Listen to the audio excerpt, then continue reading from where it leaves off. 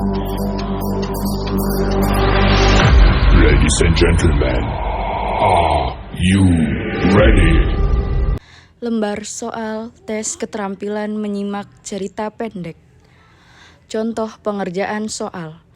Latar waktu yang diungkapkan dalam cerpen tadi adalah A.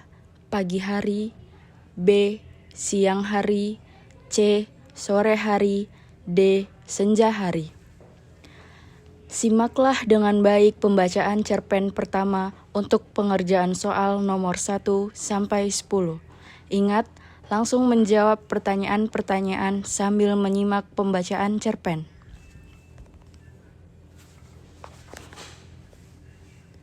Semut dan gula.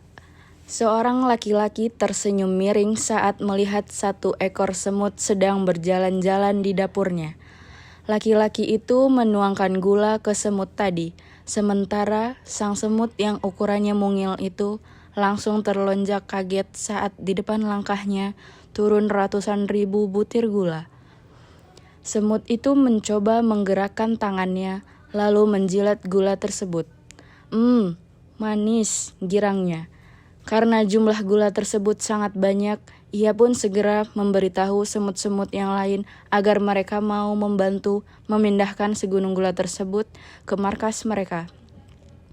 Semut harus berjalan bermeter-meter jauhnya. Untuk kaki semut, meter-meter itu seperti kilometer.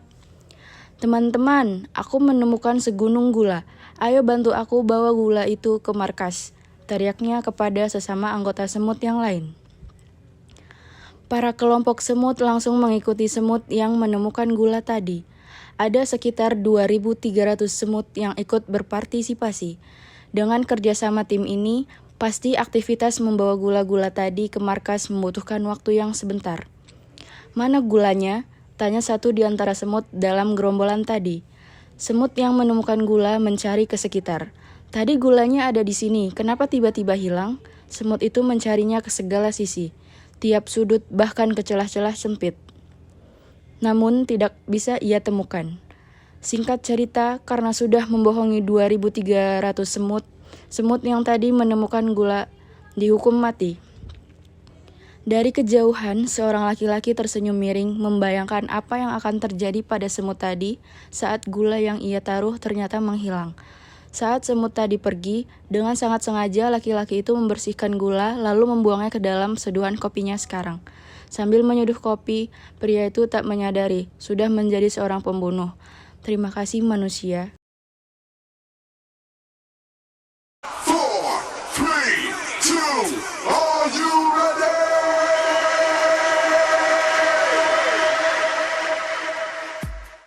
Simaklah cerpen ini dengan baik untuk mengerjakan soal nomor 10 sampai dengan 20. Kancil dan buaya. Alkisah di sebuah pinggir hutan terdapat seekor kancil yang sangat cerdik. Ia hidup di hutan bersama hewan-hewan lainnya. Di antaranya ada kerbau, gajah, kelinci, dan masih banyak lagi. Si kancil selalu mencari makan di pinggiran sungai. Pada suatu hari, ia merasa sangat lapar. Kemudian, si kancil bergegas pergi untuk mencari makan. Setibanya di tepi sungai, ia melihat sebuah pohon rambutan yang sangat rimbun di seberang sungai. Si kancil berniat ingin mengambil buah rambutan tersebut, tetapi di dalam sungai terdapat banyak buaya yang sedang mengintai kancil. Kemudian, para buaya berkata, "Hei kancil, apakah kau sudah bosan dengan hidupmu, sehingga kau datang kemari?" Tidak, aku kesini untuk menyampaikan undangan kepada kalian, jawab kancil. Para buaya pun terkejut mendengarkan perkataan si kancil. Buaya bertanya, "Undangan apa?"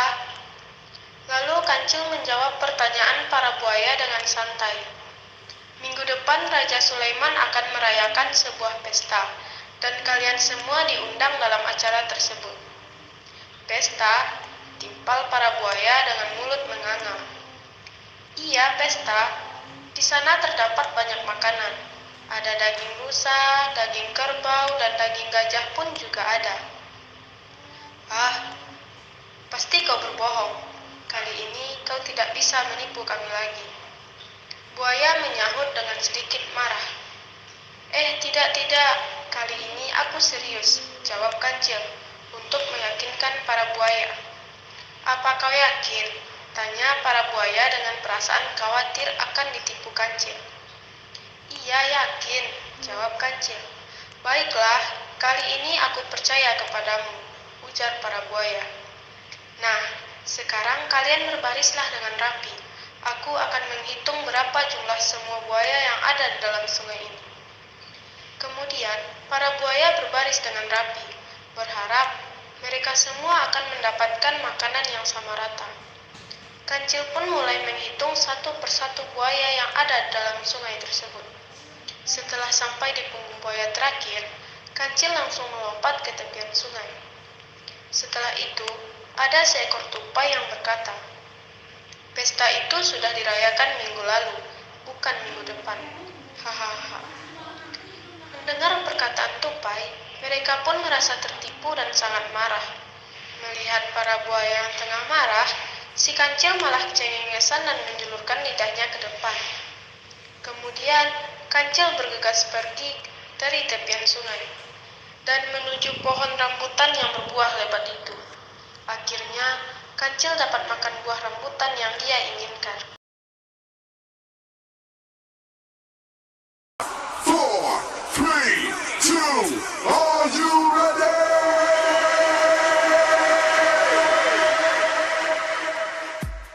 Simaklah dengan baik pembacaan cerpen pertama untuk mengerjakan soal nomor 21 sampai dengan 30. Ingat, langsung menjawab pertanyaan-pertanyaan sambil menyimak pembacaan cerpen.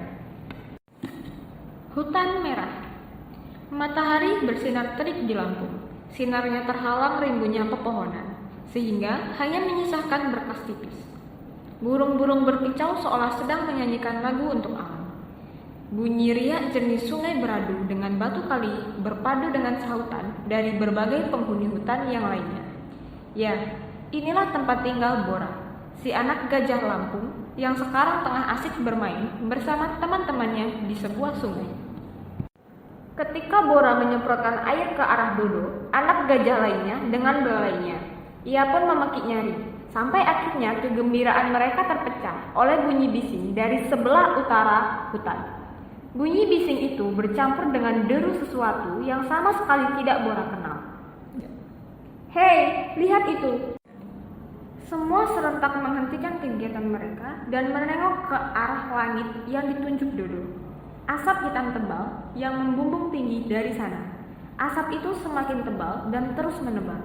Itu merupakan fenomena aneh yang baru pertama kali mereka saksikan. Selama ini yang mereka tahu, langit selalu berwarna biru cerah dengan awan putih berarakan. Keheningan hutan itu kemudian terpecah saat Theo tiba-tiba saja datang sambil memekik nyaring. "Hutan terbakar! Hutan terbakar!" Semua ikut memekik ketakutan. "Hutan terbakar! Tempat tinggal mereka terbakar." "Bora, apa yang kamu lakukan? Cepat pergi!"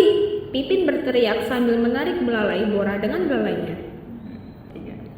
Suasana hutan yang tadinya damai tentram seketika menjadi neraka bagi semua hewan. Asap hitam pekat yang mulai menyelimuti seluruh hutan ini. Suhu udara mulai panas, membuat para hewan makin berteriak nyaring. Bora panik bukan main. Sambil mengikuti langkah Pipin, matanya bergerak ke sana kemari mencari sosok ibunya. "Pipin, di mana ibuku?" tanya Bora. "Ibu, ibumu!" Pipin tidak bisa menjawab karena sama-sama tidak tahu di mana ibu Bora berada. "Aku harus kembali ke sarang." Bora melepaskan belalainya dari belalai Pipin, lalu berbalik untuk kembali ke sarangnya. Namun, sebelum Bora melancarkan niatnya itu, Pipin sudah menarik kembali belalainya. "Ibumu pasti sudah berada di depan, bersama gajah dewasa lainnya." Bora menghiraukan ucapan Pipin, lalu kembali meloloskan belalainya dan berlari sekuat mungkin menuju sarangnya. "Bora!" Pipin berteriak di belakangnya. Bora sampai di dekat sarangnya, berada dengan napas terengah. Ia langsung membelalakan mata begitu, melihat sosok ibunya sedang bersusah payah keluar dari sarang. Api sudah menjalar di setiap pohon di dekat sarangnya itu. "Ibu!" teriak Bora sekuat tenaga. "Sedang apa kamu? Cepat pergi dari sini!" teriak Ibu Bora sambil menggerakkan belalainya, menyuruh Bora menjauh dari tempat ini. Tidak, aku tidak mau, balas Bora keras kepala. Kenapa ibunya masih bisa berkata seperti itu, padahal jelas-jelas ia dalam keadaan terjebak api. Cepat pergi, Bora! Bora, ayo pergi! Tiba-tiba saja Pipin datang ke tempatnya dan langsung menarik belalai Bora. Tidak mau! Bora menyentak belalai Pipin keras. Ibu, aku akan menyelamatkanmu. Jangan, Bora! Bentak Pipin. Kerak! Brak! Ibu! Ibu! Bora terus meraung memanggil ibunya. Pohon yang sedang terbakar itu jatuh dan kemudian menimpa tubuh payah Ibu Bora. Ayo Bora, kita harus pergi, lirih Pipi sambil menarik Bora. Sekali lagi Bora menoleh ke belakang saat dirinya sudah cukup jauh dari sarangnya. Tidak ada lagi hutan hijau dengan tumbuhan rindang di sekitarnya. Hutan hijau yang selalu ia kagumi sudah berubah menjadi hutan merah yang sangat panas. 4, 3, 2, are you ready?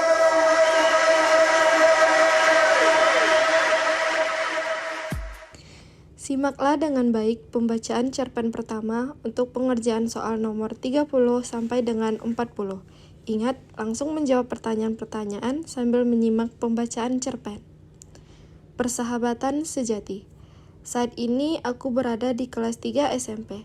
Setiap hari kujalani bersama dengan ketiga sahabatku yaitu Aris, Andri, dan Ana. Kita berempat sudah bersahabat sejak kecil. Suatu saat, kami menulis surat perjanjian persahabatan di sobekan kertas yang dimasukkan ke dalam sebuah botol. Kemudian, botol tersebut dikubur di bawah pohon yang nantinya surat tersebut akan kami buka saat kami menerima hasil ujian kelulusan. Hari yang kami berempat tunggu pun akhirnya tiba.